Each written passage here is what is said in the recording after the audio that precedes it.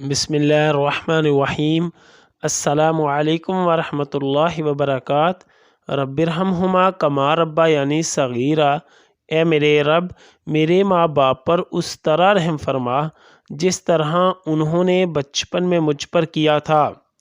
مصیبت زدہ اور بیمار کو دیکھ کر امام ترمذی اور امام ابن ماجہ نے حضرت عمر رضی اللہ عنہ سے روایت نقل کی ہے کہ یقیناً رسول اللہ صلی اللہ علیہ وسلم نے فرمایا، جو کسی مبتلائے مصیبت شخص مصیبت انسانی جسم سے متعلق ہو یا دین سے کو دیکھ کر کہے الحمدللہ الذی عافانی مما ابتلاک بہ وفضلنی علی کثیر ممن خلق تفضیلا۔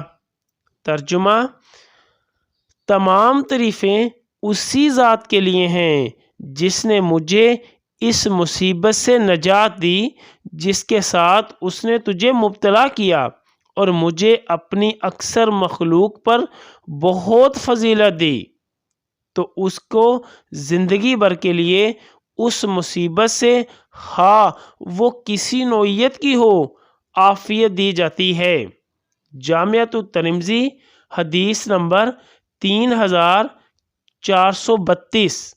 نوٹ: امام ترمذی نے ابو جعفر محمد بن علی رحمہ اللہ سے نقل کیا ہے کہ انہوں نے فرمایا کہ مبتلائے مصیبت کو دیکھ کر یہ دعا اپنے دل میں پڑھے اور اسے نہ سنائے: یا اللہ، خاندان اہل بیت کی سچی محبت ہمارے دلوں میں راسخ فرما۔